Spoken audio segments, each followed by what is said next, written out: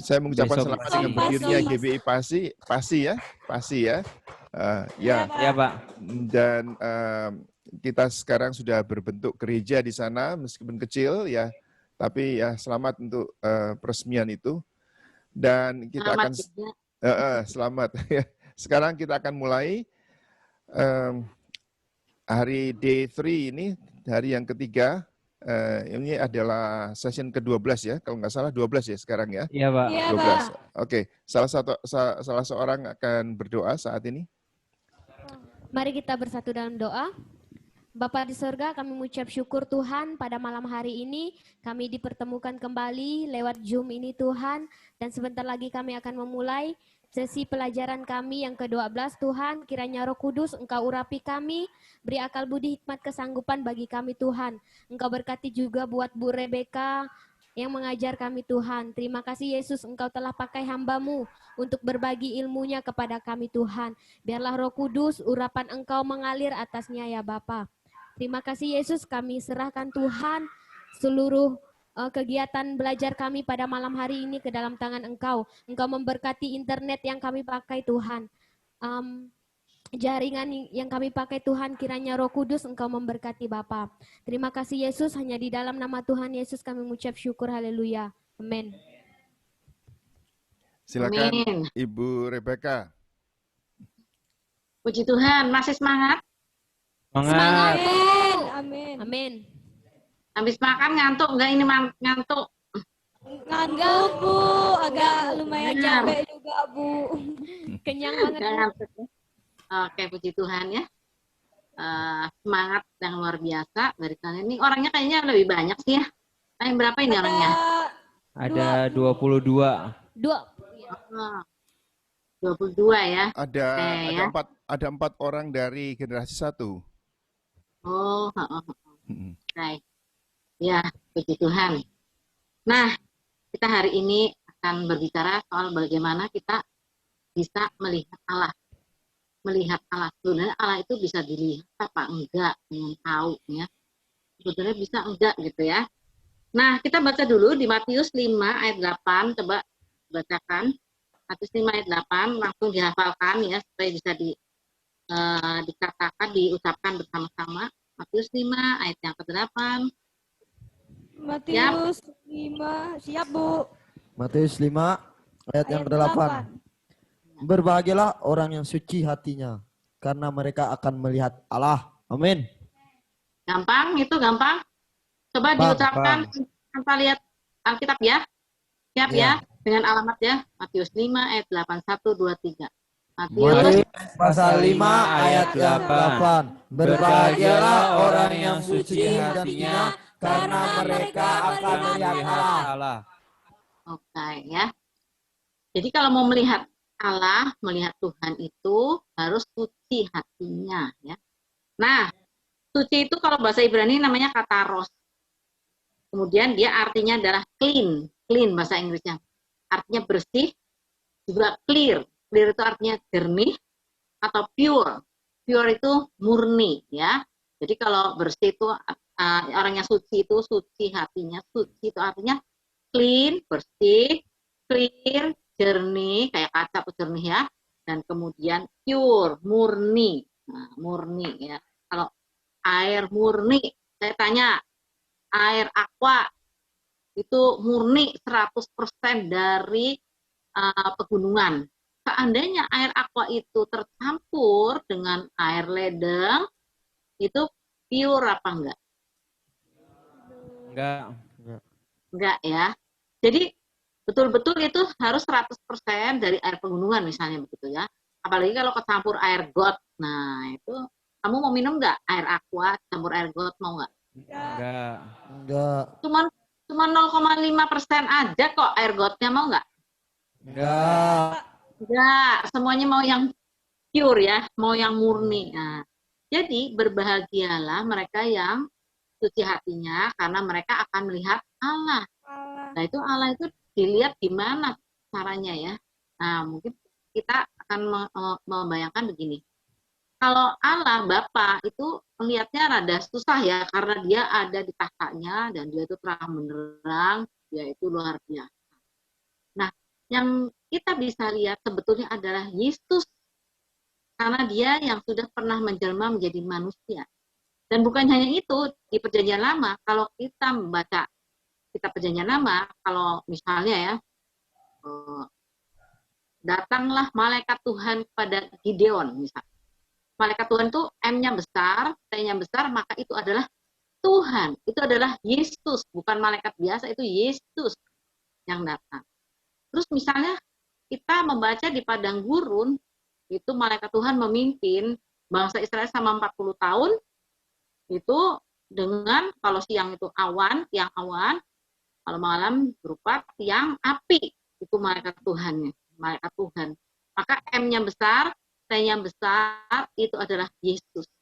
Kamu bisa bayangkan, Yesus mengajar di dunia ini, dia hidup di dunia ini hanya 33 tahun setengah ya. Mengajar cuma 3,5 tahun waktu itu.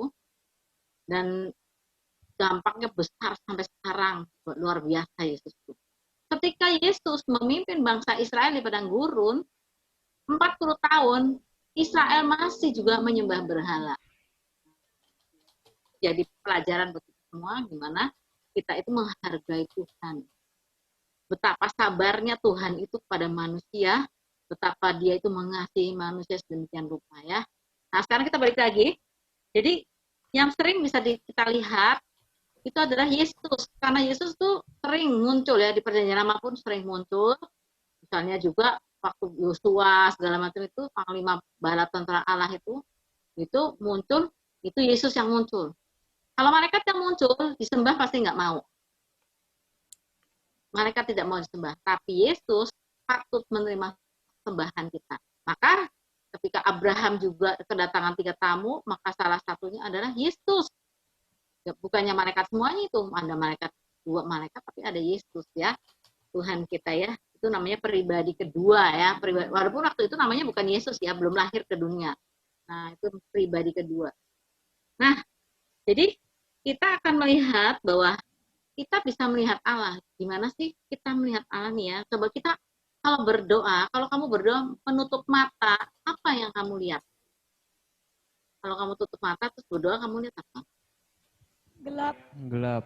Gelap. Nah itu, kalau misalnya nutup mata gelap, itu berarti belum bisa melihat Yesus. Harusnya dalam imajinasi kita nih, melihatnya nggak bisa pakai mata ini ya. Ini mata ini nih, mata ini nggak bisa lihat. Tapi di sini, ini bisa.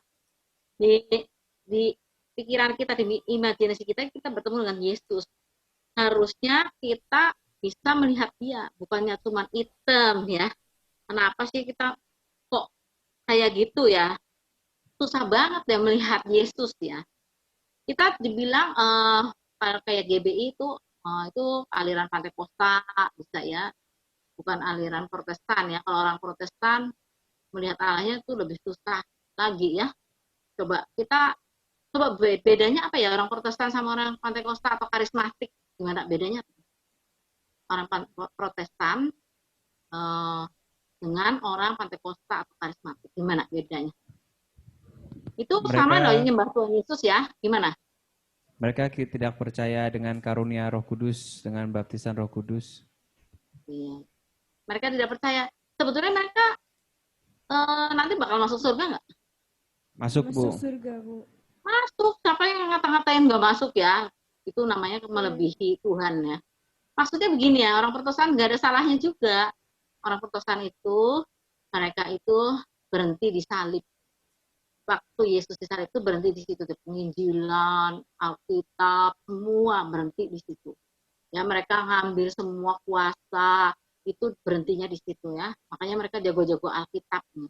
Mereka itu nggak ada pendetanya yang model kayak orang Pantekosta, nggak pernah sekolah, langsung jadi pendeta, nggak ada. Mereka harus sekolah benar, bahasa Ibrani, bahasa Yunani harus ngerti, semuanya hebat sekali. Ya, mereka hebat sekali ya. Nah, tetapi orang Pantekosta atau orang karismatik, apalagi orang karismatik itu tidak berhenti di salib Yesus nggak berhenti. Dia maju terus ke belakang salib, mengambil kuasa dari Tuhan. Sebab Tuhan Yesus bilang, waktu dia belum mati di kayu salib, dia bilang pada murid-muridnya, engkau akan melakukan apa yang aku lakukan, bahkan lebih besar daripada itu. Itu yang diambil sama orang Pantekosta dan orang karismatik. Ya, makanya orang-orang Pantekosta, orang karismatik suka bisa melihat Yesus. Gitu, ya.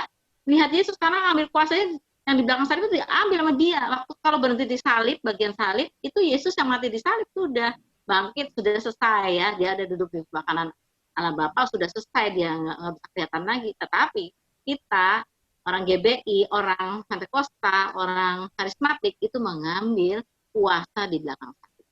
Nah, karena itu sebetulnya harusnya ini bisa melihat Tuhan. Nah, sekarang kita mau korek gimana cara melihat Tuhannya. Kita lihat dulu Yohanes pasal 1, kita melihat mata roh Natanael ya. Yohanes pasal 1 ayat 47 sampai 51.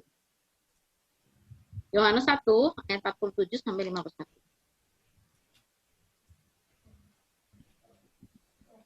Yohanes, siapa yang mau bacain? Yohanes pasal yang pertama, ayat yang ke-47 sampai 51. Yohanes pasal pertama ayat 47 sampai 51.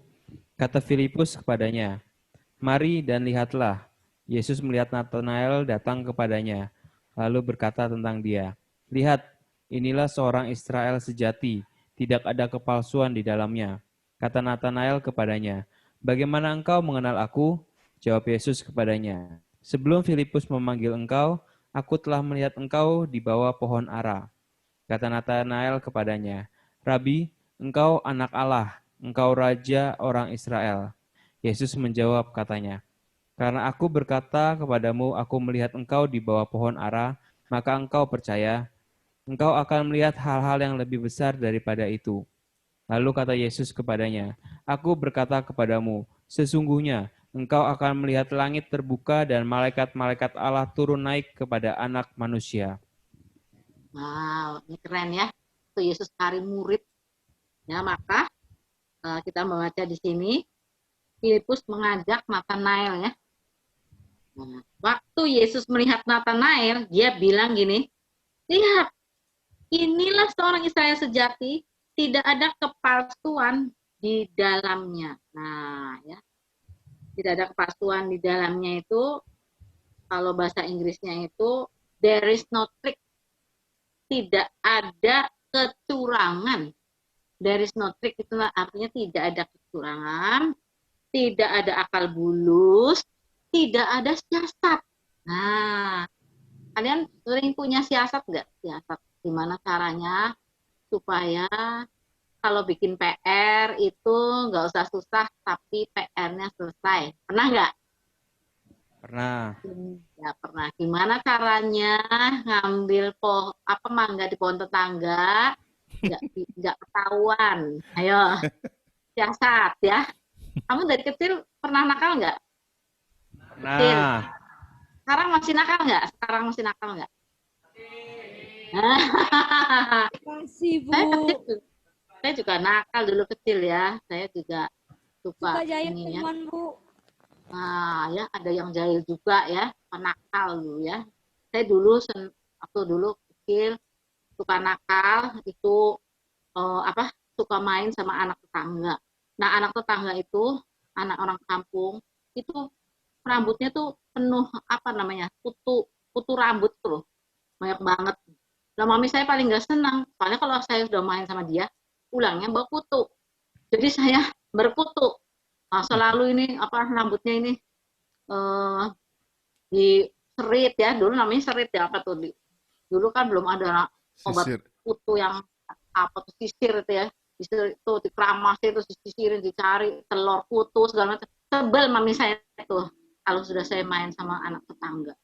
Nah, satu ketika mami saya saking marahnya jengkel, saya diusir dari rumah. Saya masih pakai celana monyet. Kamu mungkin nggak tahu namanya celana monyet ya. Dulu anak-anak zaman dulu pakainya celana monyet. Jadi celana itu langsung ke bawah. Celana ada kantong yang besar di sini ya. Buat taruh apa-apa gitu ya.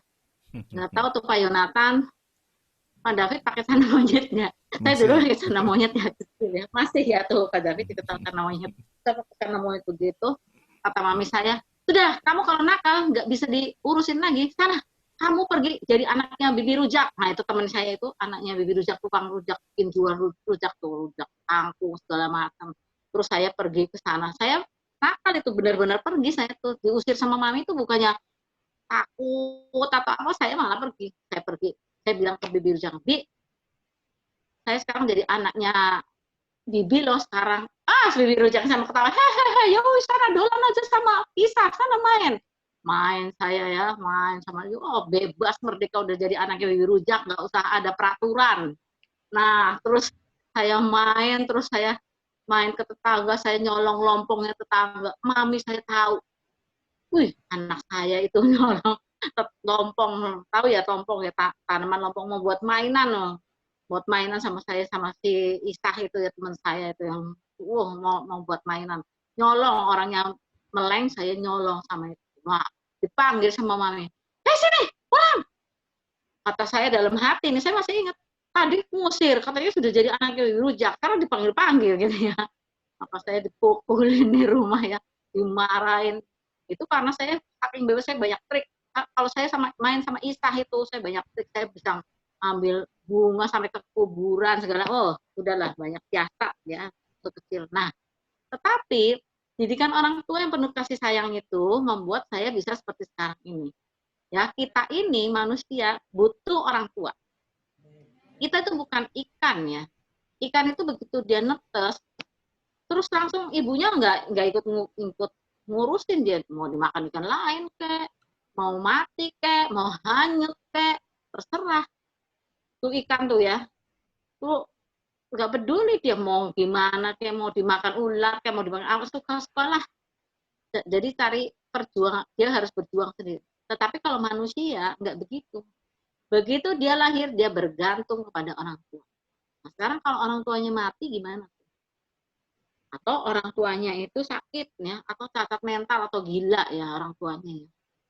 Maka karena orang tuanya seperti itu, dia nggak bisa ngomong anaknya ya, nggak bisa mengasuh anaknya. Maka anak itu kan punya banyak siasat, otaknya udah dari kecil udah siasat gimana caranya cari uang, sebab orang tuanya itu sudah nggak punya apa-apa ya, orang tuanya gila, orang tuanya sakit, orang tuanya mati. Jadi dia berusaha cari uang, dia gimana caranya dia bisa mencuri, karena dia nggak ada yang ngajarin kasih sayang dari orang tua, ngajarin moral segala macam. Jadi dia mencuri gimana caranya mengisi perutnya yang lapar.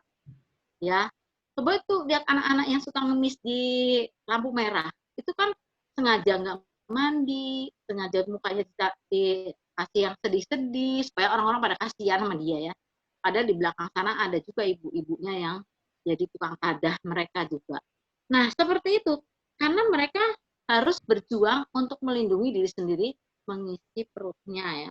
Jadi otaknya itu penuh siasat. Ini anak-anak seperti ini kalau besar otaknya penuh siasat terus, ini susah ini melihat Tuhan. Kalau otaknya itu nggak bersih, nggak pure, nggak clean, itu langsung nggak bisa melihat Tuhan. Kalau kenal sama Tuhan nggak bisa ingat Tuhan ya, nggak bisa lihat Tuhan. Ada lagi anak-anak yang orang tuanya terlalu galak, sukanya mukul ya, mukul banget ya, mukul. Jadi si anak akhirnya harus cari siasat supaya nggak kena pukul orang tua. Nah, saya juga dulu kecil suka dipukulin sama papi saya masih ingat. Tapi bukan dipukulin jahat ya. Kalau saya nakal dipukul sama dia. Nah, papi saya punya, kamu mungkin nggak tahu ya, namanya kemoceng dulu itu ya, pembersih itu bulu ayam dirakit di rotan ya, dulu itu ada rotannya, ada bulu ayamnya itu buat bersih-bersih meja ya, ngelap-ngelap. Nah, itu bulu ayamnya udah mulai berkurang, ditrondolin sekalian, bulu ayamnya dihilangin, tinggal rotannya. Nah, rotannya itu kalau buat mukul, waduh itu mantap itu di kaki ya. Wah, karena saya suka nakal, saya suka ngelayap, suka bepergian, ya senengnya begitu memang saya tuh ya dari kecil kayaknya ya. Jadi papi saya kalau jengkel saya pukulnya, lama-lama karena saya tahu papi saya mukulnya di daerah mana, di kaki ya kalau nggak di pantat. Maka saya juga tahu caranya menangkis supaya pukulan itu tidak terlalu sakit buat saya. Keren kan? Saya termasuk nakal juga kecil gitu ya. Wah, jadi saya tahu, oh saya pakai kayak gini nih, caranya nih papi saya kalau mukul kayak gini. Jadi saya biar nggak sakit kayak gini. Nah, itu orang tua saya nggak kejam, tapi saya udah punya siasat untuk menghindari pukulan atau membuat pukulan itu tidak sakit. Nah, bayangin kalau orang tuanya itu galak banget, yang sedikit-sedikit mukul, maka anak-anak dari kecil itu sudah punya siasat gimana caranya supaya nggak kena pukulan, atau kalau dipukul juga nggak sakit. Kayak saya juga kayak tadi ya, nggak kena pukulan, mungkin dia sudah udah mikir udah gimana ya. Jadi dia banyak bohong, dia banyak siasat itu dari kecil. Tahu nggak kamu kalau anak-anak tuh mulai bohong umur berapa ya kira-kira? Coba kamu tahu nggak? Umur 3 tahun, Bu. Nah, itu hebat tuh ya. Umur 3 tahun udah mulai bohong. Kamu kalau ada buku buat nyatet bohong-bohongnya kamu, itu seberapa tebal bukunya? Hah? Kalinya, Bu. Ini sampai sekarang masih suka bohong kan? Masih, Bu. Ya iya, ngaku aja ya, karena suka bohong juga untuk menyelamatkan diri sendiri, bener nggak? Iya kan? Benar. Nah, itu siasat itu memang benar kayak gitu, jangan-jangan salah. Makanya waktu Tuhan ada seorang perempuan itu ya, perempuan yang berzina itu dihadapkan pada Tuhan, oleh orang Farisi atau orang Farisi, Tuhan, perempuan ini kedapatan berzina, dia harus dilempari batu. Nah, menurut Musa, menurut kamu gimana? Mau menjebak Tuhan Yesus kan? Terus ya disingkat aja Tuhan Yesus bilang, ya udah, siapa yang nggak merasa berdosa itu melempar batu yang pertama. Maka mereka pergi satu demi satu, dimulai dari yang tua. Kenapa tuh? Paling banyak dosanya. Nah itu semakin tua semakin banyak dosanya gitu ya. Ya, kamu berbahagia ya masih muda ya. Kalau soal melihat Allah ini, kalau kamu dididik dari sekarang, kamu benar, kamu lebih mudah daripada yang tua-tua. Yang tua-tua itu susah. Kalau diajarin gimana cara melihat Allah, melihat Tuhan, itu susah banget. Tapi kalau kalian masih muda-muda ini, masih pure-nya tuh masih ada ya. Nggak sebutek yang tua-tua ya. Maksudnya yang tua-tua itu butek ya, yang muda-muda masih rada-rada jernih, itu masih lebih gampang dididiknya. Nah, itu mata roh Nathanael. Kita lihat bahwa Tuhan Yesus bilang lagi, kata Tuhan Yesus, ya, ketika itu kata Yesus ayat yang 51, aku berkata padamu, karena begini, yang Nathanael ngomong dulu ya, ketika Yesus bilang, lihat, inilah seorang Israel sejati, tidak ada kepalsuan di dalamnya, there is no trick ya, kata Tuhan Yesus, there is no trick. Nah, there is no trick, ya Nathanael bilang, kata Nathanael pada Yesus, Rabi, engkau anak Allah, engkau raja orang Israel. Nathanael bisa melihat Yesus sebagai anak Allah, raja orang Israel. Ini salah satu murid yang waktu dipanggil, dia mengaku, engkau adalah anak Allah. Dia bisa melihat Yesus sebagai Tuhan. Dia bisa melihat Yesus sebagai Allah. Luar biasa ya.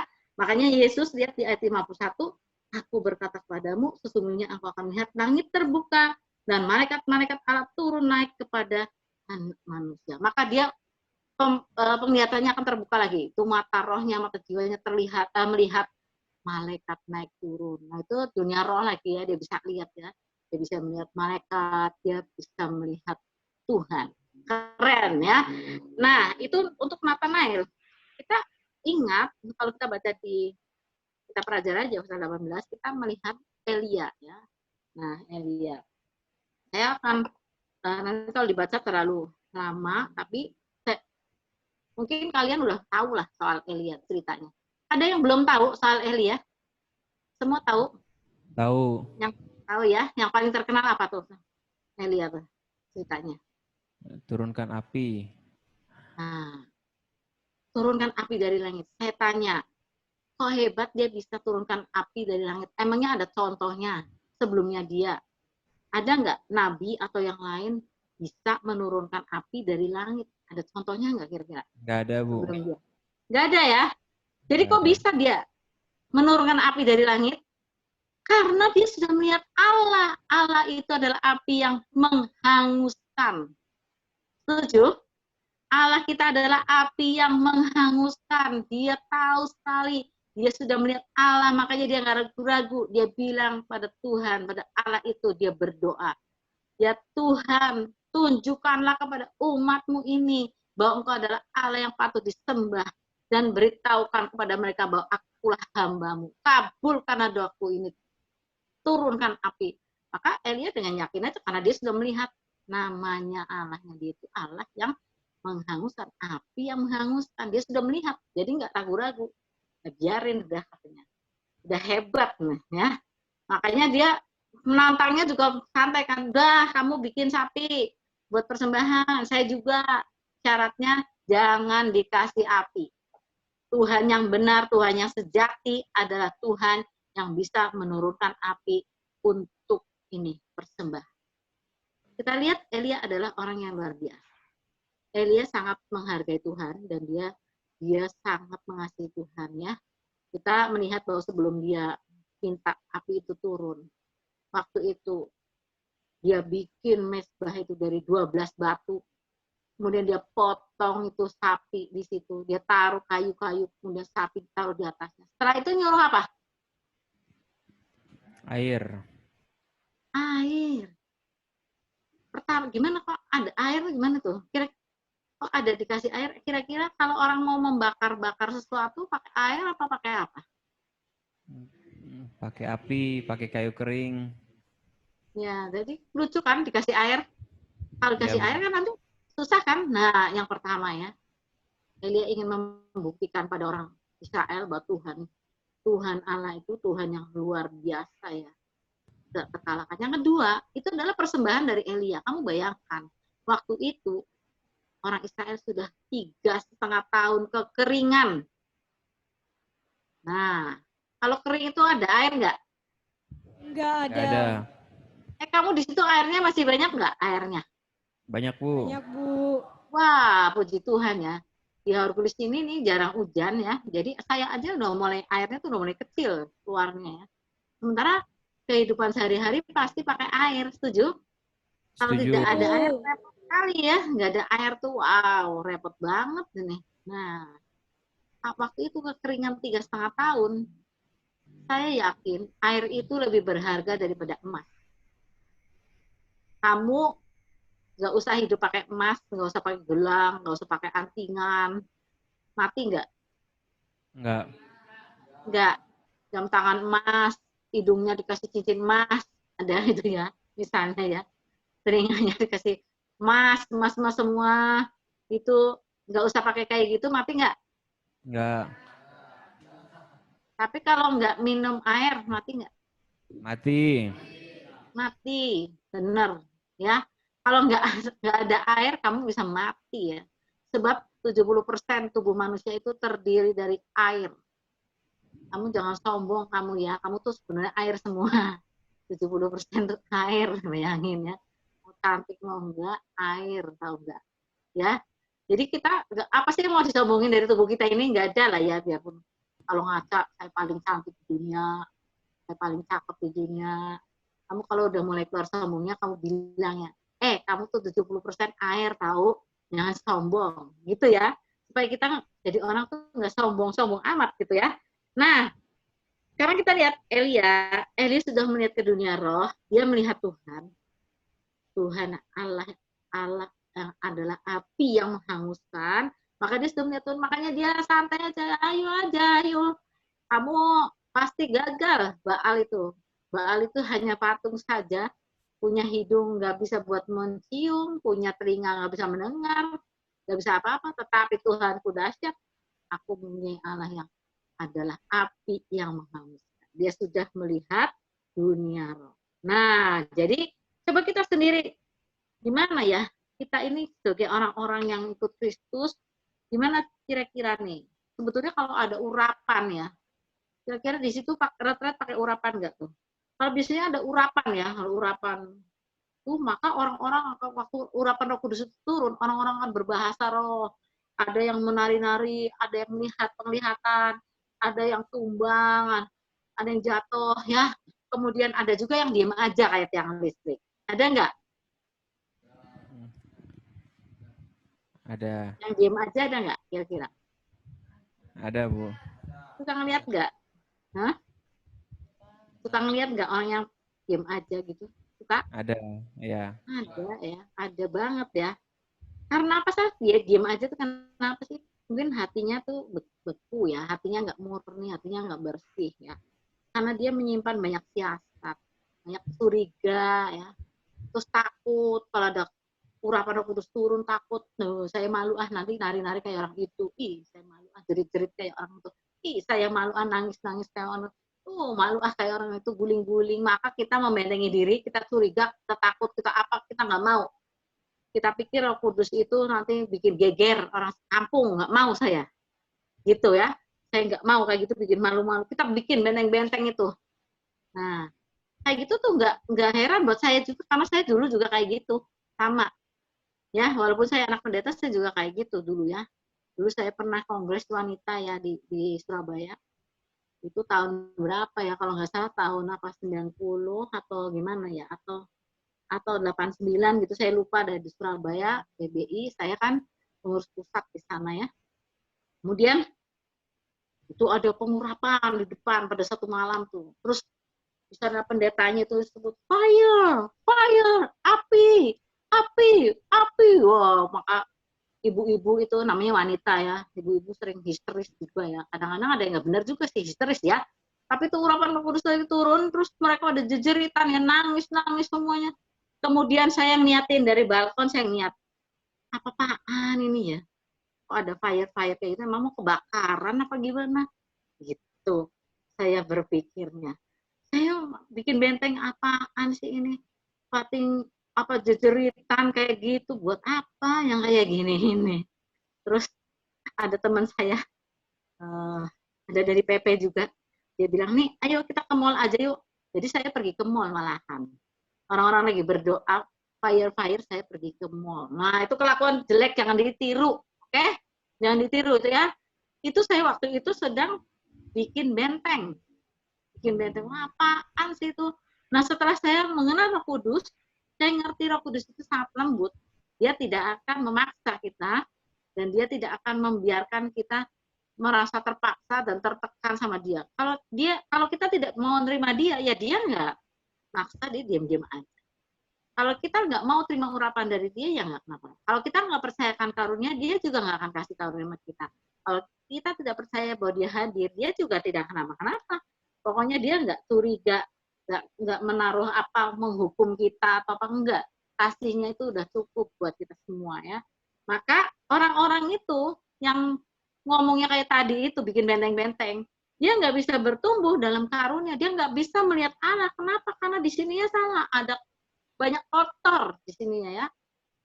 Ada dosa lah, ada tadi siasat ya, ada akal muslihat, ada curiga, ada khawatir, ada takut ya. Itu harus dibongkar. Harus ada inner healing. Inner healing itu artinya penyembuhan batin di dalam hati, inner healing-nya.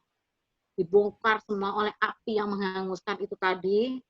Kita minta dengan rendah hati, Tuhan, dibongkar semua yang ada dalam aku ini. Sisa-sisa masa laluku.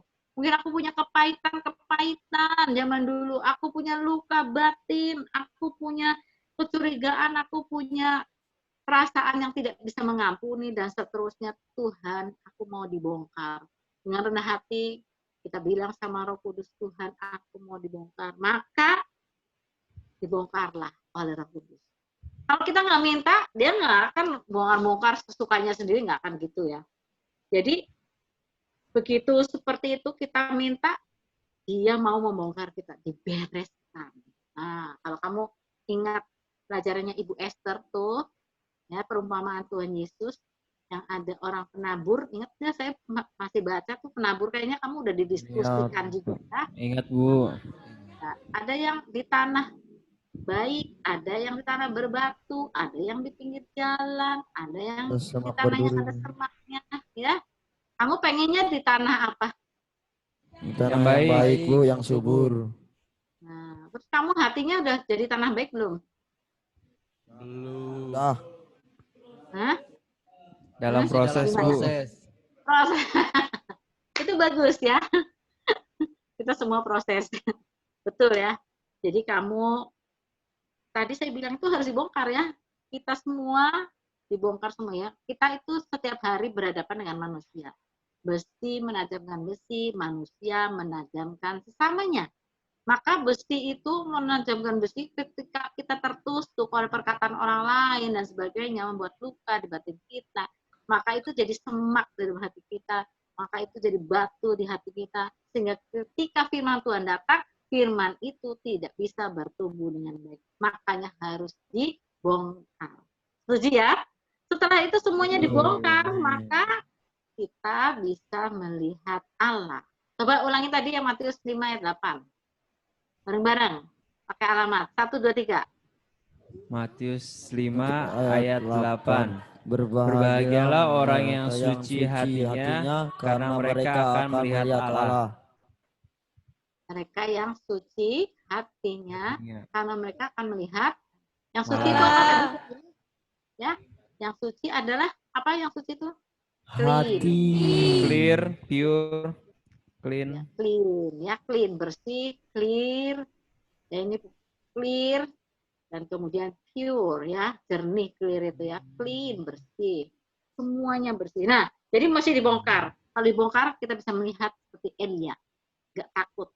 Bahkan ketika Elia bilang sama Ahab setelah dia membunuh nabi-nabi Baal itu, kemudian dia bilang sama Ahab, baginda pulang saja, aku sudah mendengar deru hujan. Hujannya belum ada, langitnya masih terang, tetapi dia sudah bilang, aku mendengar deru hujan. Dia sudah melihat hujan. Mata rohnya sudah melihat Tuhan. Mata rohnya sudah melihat hujan yang diberikan kepada Tuhan. Dia tidak takut. Hatinya selalu damai. Dia ngomong kayak gitu, yakin ya. Itu Elia ya. Nah, hujannya turun nggak nantinya? Turun. Turun. Turunnya deras apa gerimis? Deras. Deras. Kamu sudah tahu ya. Nah, sekarang kita lihat lagi ya. Ada satu lagi, kita mau melihat mata roh Elisa ya. Elisa. Nah, gimana nih Elisa? Dia bisa melihat Tuhan kan nih? Dia bisa melihat Tuhan apa enggak? Nah, kalau orang-orang dulu bisa, masa kita nggak bisa sih? Yang benar aja sih ya. Nah, mata roh Elisa. Kita melihat. Kalau kita lihat di 2 Raja-Raja 2 ayat 9 sampai 12. Ya, kita melihat waktu itu. Coba, apa mau ada yang bacain? Supaya nggak pada ngantuk ya. Ini udah capek kayaknya udah dari pagi ya. Saya berusaha cepat. Mudah-mudahan terserap oleh kalian ya. Mudah-mudahan ya. Ini udah terakhir. Amin, Bu. Jangan khawatir, bentar lagi tidur. Jangan takut ya. Bentar lagi. Oke? 2 Raja-Raja 2 ayat 9 sampai 12.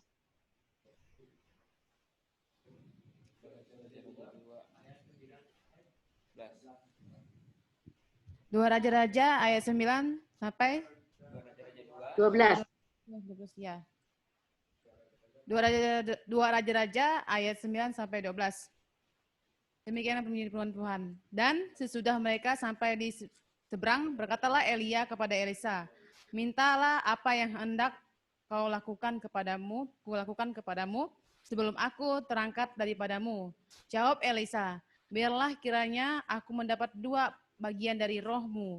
Berkatalah Elia, yang kau minta itu adalah sukar, tetapi jika engkau dapat melihat aku terangkat daripadamu, akan terjadilah kepadamu seperti yang demikian, dan jika tidak akan terjadi.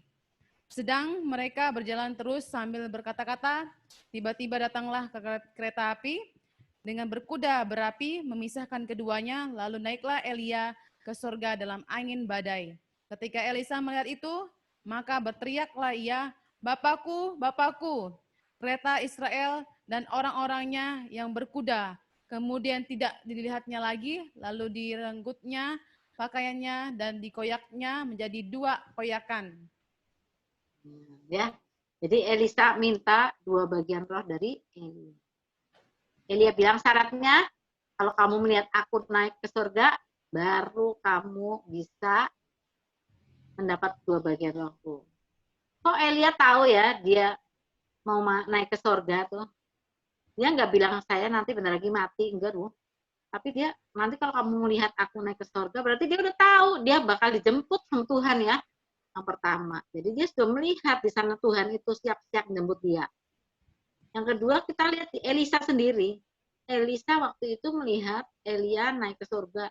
ada kereta yang menjemput dan Elia naik dalam angin badai. Dia melihat apa yang dia lihat itu bukan alam nyata, tetapi alam roh yang dia lihat. Itu dia melihat kemuliaan Tuhan. Dia melihat keadaan dunia roh sana, surga sana. Itu luar biasa. Elisa sudah mulai terbuka matanya ya. Ya udah mulai lihat, oh aku bisa melihat dunia roh yang di sana. Kita akan mengetahui bahwa Elisa itu bukan cuma segitu-segitunya melihat dunia roh yang di sana, melihat Tuhan yang di sana, tetapi kalau kita baca di 2 Raja 6 ayat 15 sampai 18, itu saya waktu itu sudah pernah cerita ya tentang ini ya. 2 Raja 6 ayat 15 sampai 18. Waktu itu Elisa memberitahu kepada orang Israel, Raja Israel, tentang siasat-siasat musuh. Ya, bangsa Aram tuh begitu siasat mau menyerbu orang Israel. Maka Elisa tahu, diberitahu sama Tuhan, maka dia langsung ngasih tahu sama Raja Israel. Tiap kali siasat dari orang Aram itu muncul, tiap kali juga Elisa tahu dan memberitahukannya pada orang Israel. Maka Raja Aram marah-marah. Dia bilang, siapa ini yang jadi mata-mata di sini nih? Pasti ada yang ngasih tahu nih sama mereka nih, Raja Israel nih, bahwa kita mau nyerang model kayak gini. Maka anak buahnya bilang, bukan Baginda. Yang memberitahu mereka itu bukan kami, tetapi Elisa, seorang nabi. Maka rajanya itu ngamuk di Raja Aram ya. Ayo kita serbu, kita kepung aja. Nabi yang kayak gitu tuh, wah kita bisa kalah terus. Maka kepunglah Elisa oleh tentara Raja Aram. Ya. Kemudian bujangnya Elisa keluar rumah pada pagi-paginya, dia lihat, aduh, kok kita dikepung ya, kita tuh salah apa, kita dikepung, kita bukan kerajaan, kita bukan raja, kita nggak punya bodyguard, nggak punya apa-apa, nggak ada tentara di sini, sekarang kita dikepung, panik dia. Bayangin kamu kalau dikepung sama tentara di situ, panik nggak? Tiba-tiba kamu panik nggak? Tiba-tiba kamu bangun pagi, panik ya, tiba-tiba bangun pagi, kamu lihat, aduh kok banyak tentara di sini, ada tank-tank, ada tentara bau tembakan, tentara-tentara, waduh ini keren sekali. Saya itu salah apa, kami itu salah apa ini, BSOM ini salah apa kok dikepung kayak gini. Ya, maka lari dia kepada Elisa. Dia cerita tentang penglihatannya dia tuh dikepung oleh tentara Aram. Maka kata Elisa, kamu jangan takut, yang menyertai kita lebih banyak daripada itu. Masa sih Bapak Elisa? Masa sih? Iya, langsung Tuhan celikanlah mata anak ini. Maka terbukalah mata bujangnya itu dan dia melihat tentara surga, dia melihat Tuhan di sana, dia melihat malaikat di surga, dia melihat tentara yang begitu banyak, jauh-jauh lebih banyak daripada tentara orang. Nah, itu namanya dia sudah melihat, ya, matanya sudah melihat ini ya. Nah, seperti itu. Jadi orang yang bisa melihat dunia roh, melihat Tuhan, melihat langit terbuka dengan malaikat-malaikat, itu hidupnya tentram. Mau ada apa, biarin aja. Damai. Kayak Elisa, damai dia, biarin. Mau dikepung orang, ya, biarin aja. Tetapi kalau kita nggak bisa ngelihat, maka panik sendiri. Karena mata rohnya nggak terbuka, panik dia, ya. Tetapi kalau mata kita terbuka, itu sudah nggak ada panik-paniknya. Maka kata Yesus, kalau kita baca di Yohanes 14 ayat 27, coba lihat Yohanes 14 ayat 27, silakan. Ini ayat yang terkenal juga. Tuhan Yesus pesan apa nih Yohanes 14 ayat 27 ya? Kalian baca bareng-bareng, coba. Ini jam ngantuk ini ya, saya udah tahu nih ya. Coba biar matanya melek. Yohanes pasal 14 ayat yang ke-7 27. Iya. Siap? 1, 2, 3. Damai sejahtera ku tinggalkan bagimu, damai sejahtera ku berikan kepadamu, dan apa yang kuberikan tidak seperti yang diberikan oleh dunia kepadamu. Janganlah gelisah dan gentar hatimu. Amin. Iya. Amin. Apa Tuhan Yesus ngomong damai sejahtera ada berapa kali itu satu ayat, coba dihitung. Berapa? 2. Damai sejahtera. Hah? Ya, satu ayat itu ada berapa kata-kata damai sejahtera? 2, Bu. Hah? 2. 2 kali. 2 kali. Nah, Ya. itu Itu saking apanya tuh? Saking apanya dia tuh? Kalau sampai diulang 2 kali, damai sejahtera, berarti itu penting dan perlu diingat yang pertama. Berarti juga dia tahu murid-muridnya itu suka tidak damai sejahtera. Nah, muridnya itu walaupun ada Tuhan Yesus tidak damai sejahtera. Mereka naik kapal di tengah danau, kena angin ribut. Yesus di kapal, tidur dia. Tapi kan yang paling ada Yesus kan. Panik murid-muridnya, takut murid-muridnya. Walaupun Yesus di situ takut juga. Matanya melek melihat Yesus di situ, takut dia. Nah, sekarang Yesus mau pergi, mau naik ke surga. Dia bilang, damai sejahteraku, ku tinggalkan kepadamu. Dan apa yang ku tinggalkan padamu itu tidak seperti yang dunia berikan, damai sejahtera. Kalau dunia berikan nih, misalnya kita lagi sedih, kita nonton TV, tawakan yang lucu-lucu ya, tawa-tawa kita. Tawa kita, nah sudah selesai acara TV-nya, sedih lagi. Ya gitu? Benar? Ya, betul. Iya, Bu. Kita lagi galau, kita lagi rusing, inget pacar, mutusin, nggak ada juntrungannya, nggak salah nggak apa diputusin, ya kan? Terus kita nonton, lawakannya siapa enaknya? Sule ya. Ya. Pelawak siapa Indonesia yang terkenal sekarang nih? Itu, siapa namanya tuh, anak muda itu siapa namanya ya? Sampai lupa itu sama apa tuh? Yang mukanya itu Jawa banget ya, santai dia. Lu kok sampai lupa tuh? Hah? Ya kalau stand up comedy itu siapa? Tukul, Pernah bukan. lihat nggak? Tukul. Bukan Tukul, itu anak muda. Aduh, kok saya sampai lupa ya. Dia suka bawa gitar, bawa itu pencerungan. Biola, bawa biola. Apa? Dodit. Nah, si Dodit ya. Selamat pagi. Kalau dia nyapa kan, selamat pagi pemirsa atau selamat pagi penggemar kan gitu ya. Dia lucu sekali. Mungkin kita ketawa-ketawa dia paling 10 menit sama dia ya. Kita lagi galau ya. Lucu sih memang dia tuh ya. Mana dia ngomongnya macam-macam. Sudah itu dianya habis, kita galau lagi. Kenapa kayak gitu? Galau kok terus-terusan, ya galau. Nah, ya, itu membuat kita tidak bisa melihat Tuhan, ya galau, sedih. Kenapa? Karena tidak ada damai sejahtera. Udah dikasih sama Tuhan, aku memberi kepada kamu damai sejahtera. Damai sejahtera yang aku berikan padamu itu tidak seperti yang dunia berikan. Tetap saja orang Kristen tidak bisa tenang. Seandainya orang Kristen itu bisa tenang, percaya pada Yesus, bahwa dia sudah meninggalkan damai sejahtera pada kita, maka hidupnya tenang. Mau ada COVID, mau yang mati 2.000, 3.000, 10.000, nggak apa-apa. Kamu takut mati nggak? Enggak, Bu. Yang benar nih, nggak takut, benar? Ya. Udah siap? Kalau Tuhan udah berkehendak, Bu, siap nggak siap harus siap. Nah, asli. Jadi kamu juga udah siap nggak siap harus siap ya? Iya, Bu. Siap, Bu. Itu kalau sekarang mati barengan mau nggak? Kalau aku nggak mau mati barengan, Bu. Nggak mau. Nanti Jadi ada yang beda arah lagi, Bu. Aku nggak mau mati barengan, biar mereka dulu, aku Dudi nyusul.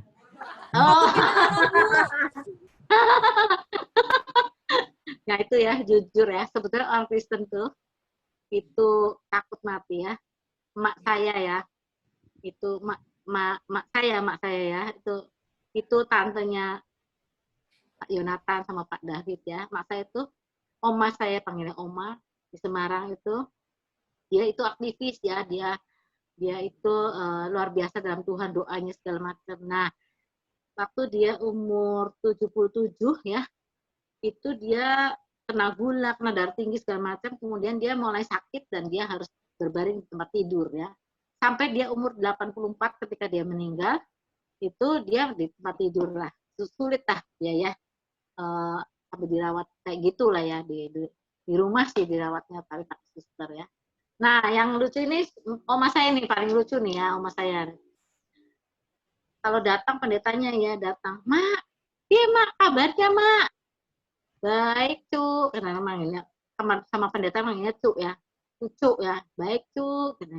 Iya mak, mau didoain apa mak? Nah, oma saya jawabnya, ya biar umur panjang tuh, gitu. Biarpun dia waktu itu sakit banget di kasur, nggak bisa kemana-mana, dia berak, kencing di kasur, harus pakai suster. Dia tuh senangnya memang ngeluyur, oma saya juga senangnya ngeluyur ya, dia bisa pergi sendiri ke milik anaknya juga, om saya yang ada di Nederland, dia berangkat juga ke sana ya, tapi dia waktu itu udah sakit seperti itu, nyusahin orang juga ya di rumah itu harus niat dia supaya dia jangan berdiri sendiri. Kalau dia berdiri sendiri misalnya, terus dia jatuhnya ngangkat tuh bisa orang 5, saking beratnya ya oma saya tuh ya. Ketika dia sakit tuh kayak berat banget. Nah, dia takut juga ya kayaknya ya, gimana tuh biar umur panjang, biarpun udah sakit masih minta umur panjang. Coba ya, coba kalau kita sakit kayak gitu pengennya gimana, nggak tahu juga ya. Kamu jangan bilang saya siap mati nggak apa-apa, udah nanti oke saja mati nanti dulu. Sebagian besar orang takut mati, sebagian besar. Kenapa? Karena dia tidak bisa melihat Tuhan. Seandainya dia bisa melihat Tuhan, mati itu gampang lah. Soal mati itu gampang ya. Saya suka tanya sama Linda ya, Linda kan kankernya, dia nafasnya susah banget, sekarang pakai oksigen 24 jam sehari. Kalau cerita sama dia bilang, Mih, matinya nggak takut, mati mah gampang aja, mati yang ikut Tuhan. Yang nggak enak itu prosesnya ini loh, aduh, mesti sesak napas segala macam ya. Itu sakit, itu nggak enak ya, rasanya gimana, harus di kemo, badannya sakit semua, itu nggak enak. Mati segampang aja. Kenapa? Karena dia sudah melihat Tuhan, dia tahu Tuhan itu tidak meninggalkan dia. Kalau kita bisa melihat Tuhan, gampang.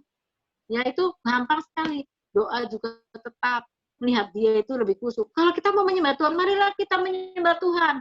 Kita tutup mata, petang semua, nggak kelihatannya disembah apa. Saya mau tanya sama kamu. Benar? Oh, tutup mata, kenapa sih kalau doa itu kudu tutup mata, kenapa? Apa nggak boleh melek aja? Melek gimana? Boleh, Bu. Boleh. Nah, kenapa pada merem, melek aja semuanya? Kenapa biar fokus. Biar fokus, Bu. Nah, biar fokus. Terus fokusnya fokus kemana? Fokus sama Tuhan. Benar. Tapi kalau merem yang dilihat apa? Nggak konsen, Bu. Kalau pas doa, pasti akan lihat kiri kanan. Jadi nggak konsen. Nggak konsen. Kalau melek, lihat kiri kanan ya. Kalau melek ya. Makanya suruh merem tadi ya. Kalau melek, Pak Yonatan lihat bawa apa tuh? Terus karena kita lagi doa, aduh kok kayaknya bawa kue nih. Aduh, saya kok nggak dapat. Nah, itu misalnya ya. Misalnya ya. Kelihatan. Tapi kalau merem, mari kita nyembah Tuhan, merem. Nyembah Tuhan yang disembah apa ini sehingga petangnya gelap di mana nih di sini. Petang aja nih gelap. Jadi yang mau disembah apa? Kamu harus berusaha untuk melihat dia di dalam imajinasi kamu sampai kelihatan. Gimana caranya kok bisa dia kelihatan? Ya itu tadi harus dibongkar semuanya ya. Supaya seperti Elia ya, seperti Elisa, seperti Nathanael. Bayangin. Elisa waktu itu melihat pasukan surga. Dia melihat hal-hal roh, dunia roh yang luar biasa. Jadi dia tidak takut. Makanya Yesus bilang, damai sejahtera ku tinggalkan padamu. Jangan merasa gimana, aduh saya gelisah terus. Kalau gelisah, kamu bilang, Tuhan bilang sama saya, damai sejahtera buat saya. Damai sejahtera buat saya. Maka sekarang aku jadi orang yang damai sejahtera. Aku damai sejahtera. Aku damai sejahtera. Kalau imajinasi kita sudah kotor, bisa nggak dibersihin? Bisa, direparasi sama Tuhan. Direparasi. Kalau kita doa nggak konsen, lihatnya petang semua, kita bilang sekarang dialiri dengan air yang hidup. Dalam nama Tuhan Yesus Kristus sekarang nggak petang. Aku harus melihat Tuhan. Aku mau melihat Tuhan. Aku mau menyembah Dia. Aku melihat Tuhan. Semua dibersihkan, digonta dengan air hidup. Semuanya dibersihkan. Kalau kita masih terluka, ya gimana sih ya kalau ada orang yang ngomongnya jahat-jahat sama kita, itu kita terluka nggak? Terluka. Kita bisa mengampuni nggak? Bisa. Bisa. Bisa. Melupakan bisa nggak melupakan? Bisa. Tidak. Hah? Nggak bisa. Jujur. Hah? Nggak bisa. Nggak bisa, Bu. jujur tidak bisa melupakan orang yang menyakiti kita. Ya bisa. Kalau kamu ngomongnya bisa, hebat juga ya. Pendeta-pendeta juga pada ngomongnya bisa, bohong dia ya kalau ngomong bisa. Pasti ingat. Kalau lihat orang itu pasti ingat. Jadi gimana dong supaya tidak ingat? Jangan diomongin. Jangan diceritain, jangan dicurhat-curhatin ke orang lain. Jadi makin lama makin kabur, makin lupa, makin lama waktu akan menyembuhkan. Kalau kita masih ingat yang sedih-sedih, perkara sedih, yang menyakitkan, itu tandanya hatinya belum sembuh. Kalau belum sembuh itu berarti masih kotor. Jadi nggak bisa melihat Tuhan. Kan kita harus bisa melihat Tuhan supaya kita tenang, supaya kita damai sejahtera. Kita mengampuni orang yang bersalah, kita menyembuhkan innernya, dalamnya ini kita sembuhkan, jiwa kita sembuhkan. Sendiri bisa nggak? Bisa. Kalau kita mau. Kalau kita nggak bisa juga, kita bisa minta tolong orang lain. Bisa, sangat bisa. Ya setelah sembuh diisi dengan firman Tuhan, diisi firman Tuhan, kita minta Tuhan menyembuhkan kita, luka kita disembuhkan oleh Tuhan. Kita bayangkan Tuhan menyembuhkan luka kita. Kamu tahu itu ya, Tuhan adalah gembalaku, Mazmur 23 ya. Coba kamu bayangin ya. Ada perkataannya kayak gini, ia mengurapi kepalaku dengan minyak. Ya, ada kan? Ada. Lupa apa enggak? Coba nanti kamu baca ya. Ingat. Ya. Saya cepet aja ya, kamu nanti cari sendiri lah. Kamu kan sekolah Alkitab, pasti bacanya Alkitab terus dong, masa bacanya buku dongeng. Di sini masih suka baca komik nggak nih? Ada banyaknya baca komik nggak? Nggak ada, Bu. Nggak. Curi-curi baca komik? Nggak. Yang betul. Masa sih anak muda nih senangnya baca komik? Enggak juga. Oh iya, aku aja nggak apa-apa. Aku senang baca komik. Wah, boleh aja ya, memang ya. Seimbang, baca komiknya masih boleh ya. Tapi jangan yang rusuh-rusuh ya. Tapi yang paling banyak mesti Alkitab ya. Alkitab yang dibaca, maka dibilang di pasal 23 Mazmur, dia mengurapi kepalaku dengan minyak. Ada apa sih kepalanya diurapi dengan minyak? Nah, kita tahu domba sama domba. Kalau berantem gimana domba sama domba? Nyeruduk, kepalanya gitu ya, domba sama domba ya. Ingat nih domba sama domba. Maka gembala-gembala itu biasa kepala dombanya itu diolesi minyak dulu. Ini domba yang ini olesi kepalanya ya, yang ini juga. Jadi kalau begitu des ya gini ya, kalau ini misalnya gini, des. Tapi karena ada minyaknya, just gitu, meleset. Jadi nggak terlalu benjut maksudnya ya. Keren ya itu gembala-gembala kayak gitu, gembala domba tuh ya. Itu ilmunya para gembala tuh, caranya kayak gitu. Ia mengurapi kepalaku dengan minyak, itu urapan ya, supaya kita juga ketika kita berantem dengan orang lain, kita terlukanya nggak sampai benjut, sampai bertahun-tahun, sampai dibawa ke kuburan. Karena sakitnya itu terus begitu. Tetapi tidak, ya, luput, maka kita bisa mengampuni dia, kita diurapi atau diberi kekuatan sama dia. Kalaupun terluka, ia menyembuhkan aku dengan minyaknya. Minyak gembala itu selain untuk masih domba-domba itu supaya kalau berantem itu nggak sakit, dia juga untuk mengobati luka-luka yang terjadi karena perkelahian, ya. Domba-domba itu dibersihkan. Nah, jadi kita lihat harus sembuh. Luka batin harus sembuh. Kamu mau melayani orang lain, kalau kamu masih luka batin, itu akan mentransferkan luka batin itu pada orang lain. Tapi kalau kamu hatinya pure, bersih, clear, maka kamu akan mengalirkan aliran-aliran air hidup pada orang itu, dan orang itu akan hidup. Kamu akan bersuka-cita. Luar biasa. Hasil yang kamu dapat itu luar biasa. Karena dari kamu mengalir aliran-aliran tadi yang clean, yang pure itu tadi. Yang clear. Ya, seperti itu. Jadi, kalau kita sudah mendapatkan seperti itu, kita ingat bahwa kita sebagai manusia seringkali menanggung kutuk, ya. Kutuknya apa nih? Pertama, waktu lahir ada bayi-bayi itu kalau lahir dosa nggak sih? Bawa dosa nggak? Dosa. Siapa yang bilang dosa?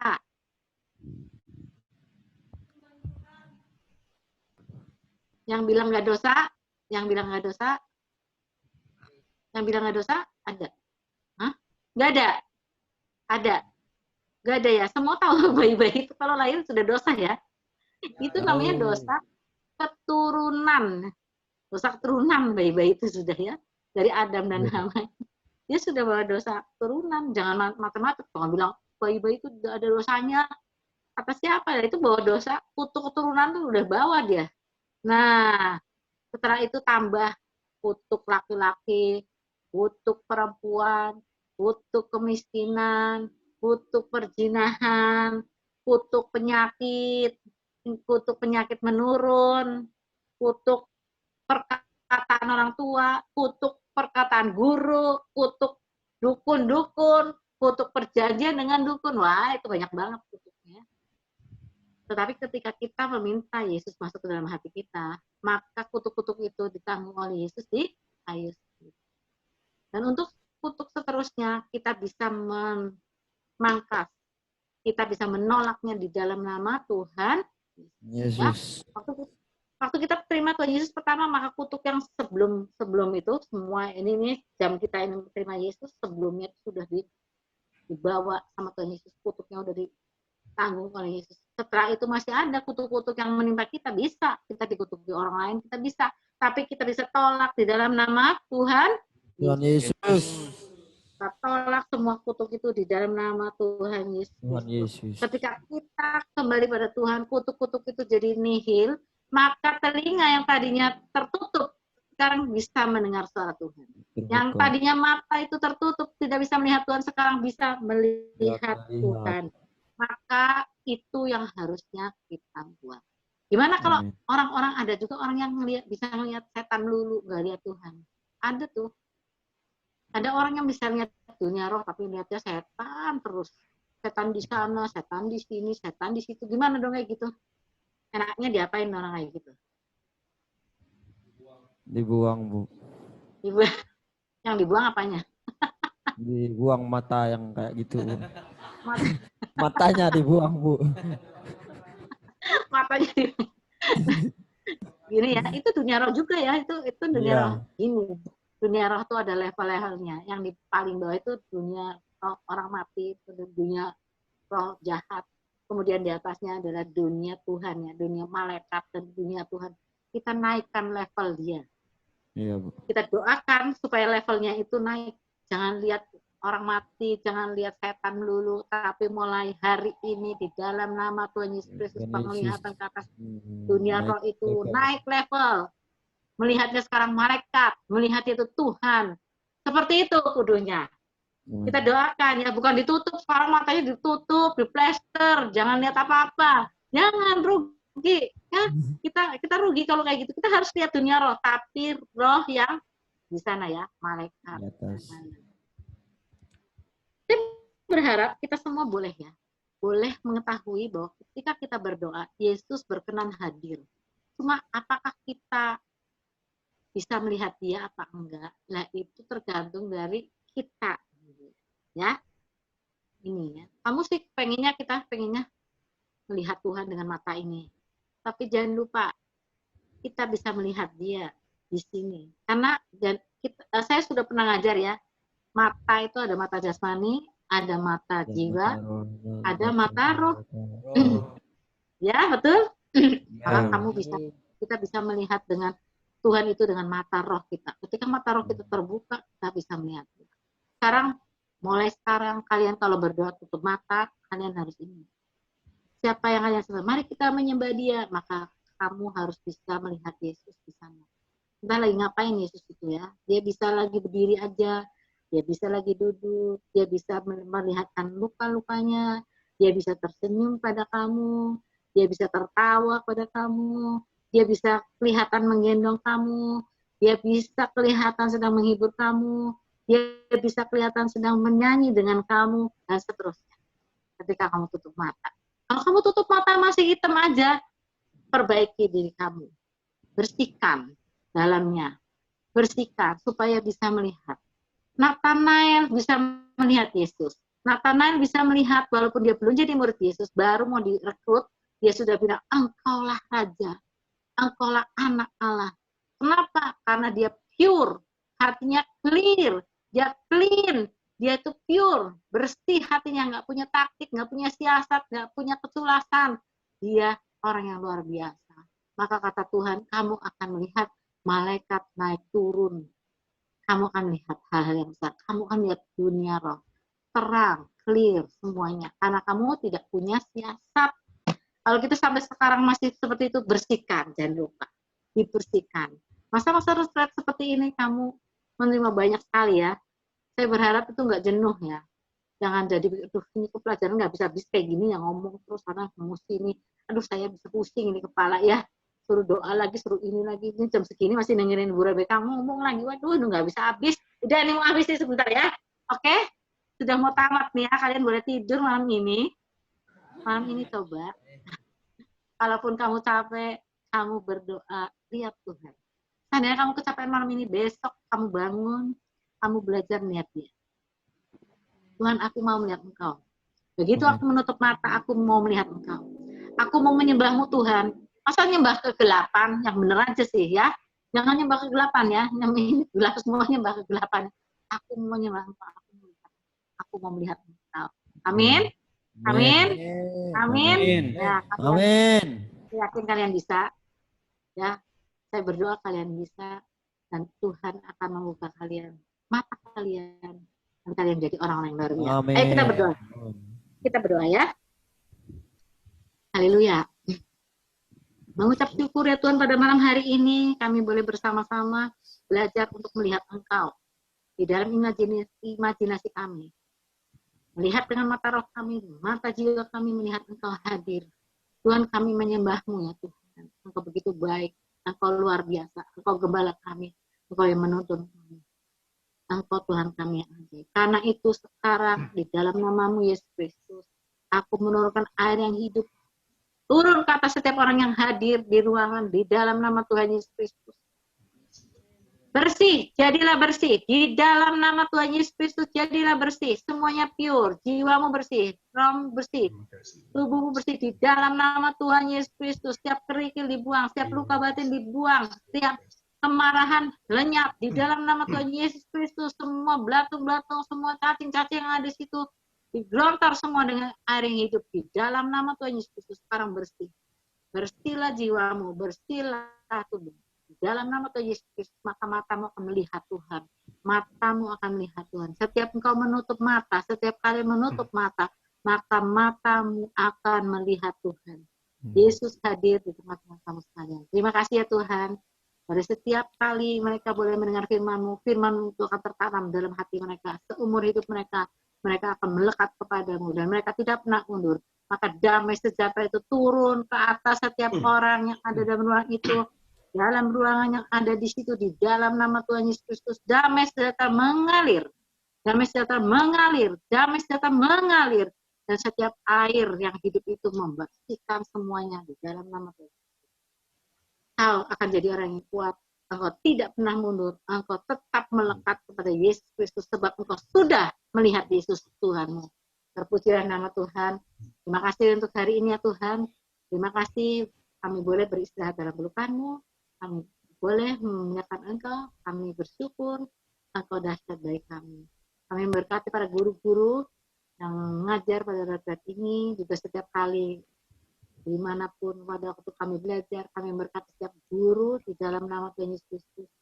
Biarlah para guru itu boleh memberikan apa yang sudah Kau taruhkan dalam hati mereka itu kepada setiap anak yang belajar di BSOM di Singkawang ini. Terima kasih ya Tuhan, kami mengasihi Engkau baik. Siaplah mereka semua menjadi ujung tombak untuk memenangkan banyak jiwa. Nama-Mu dipermuliakan. Terpuji nama Tuhan. Di dalam nama Tuhan Yesus Kristus, kami berdoa dan mengucap syukur. Bersama-sama katakan. Amin. Amin. Amin. Mari kita tepuk tangan. Terima kasih Ibu Rebecca. Boleh ada kesempatan meskipun sudah mungkin sudah cukup capek, tapi boleh tanya nggak gimana? Mungkin ada kesempatan sedikit untuk bertanya. Boleh. Saya sih pingin kalau bisa Ibu Rebecca share sedikit mengenai pengalaman di dunia rohani ini, bagaimana gitu. Jadi artinya pengalaman-pengalamannya itu supaya yang nyata tuh gimana gitu. Adik-adik ini kan kesempatan yang bagus sekali meskipun sudah larut malam ya. Tapi mungkin sedikit bisa cerita gitu sebelum kita pergi tidur. Oke. Cerita yang mana ya nanti dulu? Cerita tentang karunia ya, untuk melihat Tuhan ya. Betul. Seperti itu ya, oke ya. Jadi memang aku ini ya, kalian masih muda hebat ya, makanya aku tuh bilang kalian masih muda. Aku ini mengenal Roh Kudus umur 40 tahun ya. Setelah umur 40 tahun aku baru mengenal Roh Kudus. Biasa aku berdoa gelap kayak kalian sekarang ngomong ya. Gak pernah dirasa-rasa, pokoknya kalau berdoa gitu aja ya, kepada Yesus atau kepada Bapa. Tetapi sejak mengenal Roh Kudus itu beda. Roh Kudus itu membuat saya lebih lagi belajar ya. Saya banyak belajar dari Pak Andreas Samudra, itu pakar dunia roh di Indonesia. Ya, yang dulu itu kalau disebut di Indonesia tuh orang-orang nyebutnya dia sesat terus ya. Makanya aku juga kalau di sini tuh rada-rada disebut sesat. Nah, padahal yang diajarkan benar itu ya, tapi ngomongnya sesat ya. Coba para pendeta zaman dulu itu nggak terlalu senang, misalnya kayak pelepasan segala itu enggak ya. Maka saya belajar sekali untuk melihat Tuhan. Saya terima baptisan Roh Kudus itu. Kemudian Tuhan memakai saya, memakai penglihatan saya ya, mulai terbuka penglihatan saya, mata roh, mata jiwa. Tetapi ini pengalaman saya ya, pengalaman orang lain mungkin beda ya. Waktu saya pertama kali melihat dunia roh itu lebih banyak melihatnya setan, benar. Niatnya setan aja terus. Kalau lihat setan di sini, lihat setan di sana, saya sebulan susah tidur karena lihat terus. Karena setan dan orang mati itu kelihatan terus ya, di sini sama di bawah, atas ada aja. Jadi itu sangat mengganggu buat saya. Tetapi setelah 1 bulan itu saya mulai bisa mengendalikan, saya naik level, saya berdoa, saya naik level sehingga saya memakai penglihatan itu untuk melihat dunia roh yang bawah itu, tentang roh jahat, tentang orang mati itu hanya ketika diperlukan. Jadi nggak waktu-waktu kelihatan kayak gitu, bayangin saya lagi nyetir mobil kelihatan gitu kan nggak enak ya. Misalnya lagi sini udah kelihatan itu kan nggak lucu kan. Tapi sejak saya bisa naik level itu, saya mengatur sedemikian rupa saya naik level, maka saya melihatnya dunia roh yang menyenangkan ya, walaupun nggak selalu lihat. Jadi belajar itu memang perlu belajar untuk mengendalikan diri sendiri sambil memperbaiki hati tadi ya, mesti dibongkar semua yang tidak bagus. Kalau ada yang menyakiti harus cepat diampuni. Kalau ada yang tidak menyenangkan di hati harus cepat dibereskan di hati ini. Mungkin ada iri hati ya, mungkin ada sombongan. Sombong itu terlaluan sombong itu ya. Itu harus cepat dihabiskan. Nah, maka itu bisa dilihat dunia roh yang levelnya tinggi. Seperti misalnya saya di penjara itu lebih sering, waktu saya di penjara itu lebih sering melihat malaikat misalnya. Waktu saya tidur, ada yang jagain di depan, malaikat saya juga tahu. Ya. Saya sering lihat malaikat di sini, di rumah ini ya, ada di dapur ya. Kalian jangan main-main ya soal malaikat itu. Malaikat itu bisa meriksa HP loh. Nanti dilihat HP-nya nontonnya apa aja. Kelihatan itu. Jangan dipikir gaptek tuh malaikat ya. Dia bisa melihat buku kamu tuh, bukunya apa aja nih ya, mungkin kamu bacaan buku tuh ada terselip buku apa porno, nah dia periksa sih, teman nggak ngomong apa-apa tapi dia lihat. Kamu jangan berpikir tidak ada yang lihat nih, selain Tuhan ada juga yang malaikat periksa ya, seperti itu. Kemudian saya melihat Tuhan. Nah, di penjara apalagi itu udah paling banyak ketika saya di penjara itu paling banyak saya bertemu dengan Tuhan dan malaikat-malaikat yang bersama. Nah, karena waktu itu saya betul-betul nggak terlalu sibuk ya, sibuknya cuma di Alkitab, di persoalan dengan rohani saja. Kalau sekarang ini masih banyak anak sini, jadi nggak terlalu sering. Tetapi saya masih bisa memakai penglihatan saya itu untuk membantu orang pelepasan misalnya, atau melihat orang yang sedang sakit.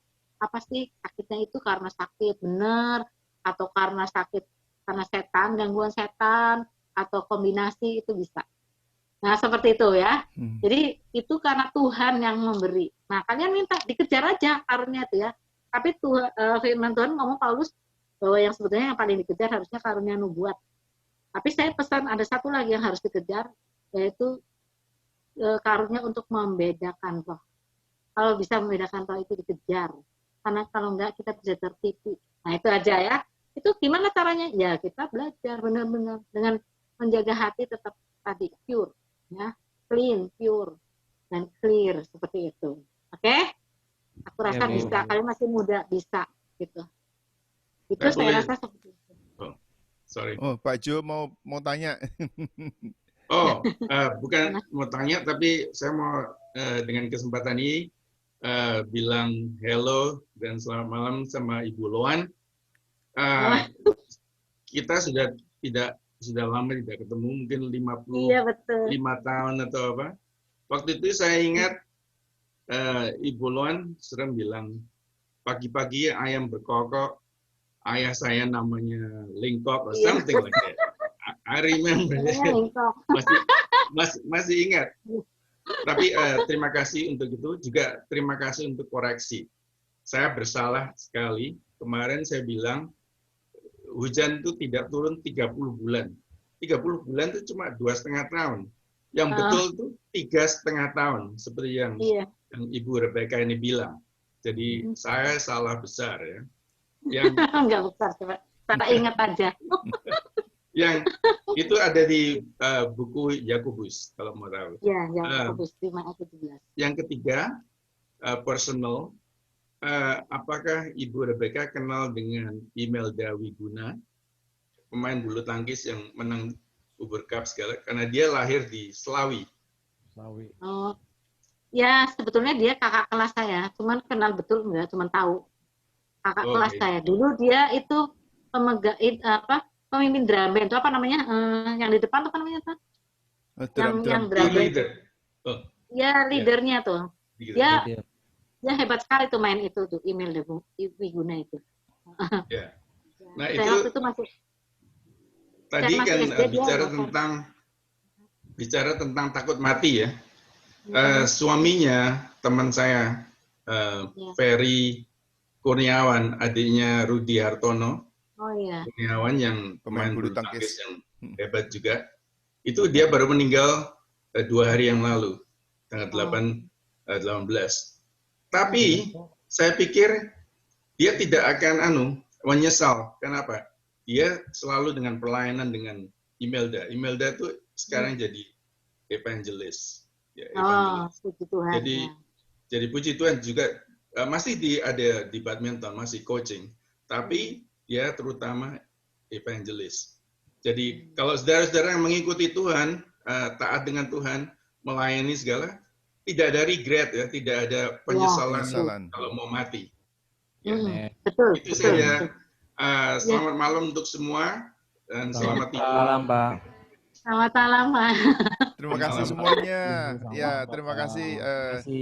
Good night. Good night semuanya. Tuhan berkati acara hari ketiga setelah selesai. Ya. Bless you. Good night. Sweet dream. Bye. Bye. Kamsia.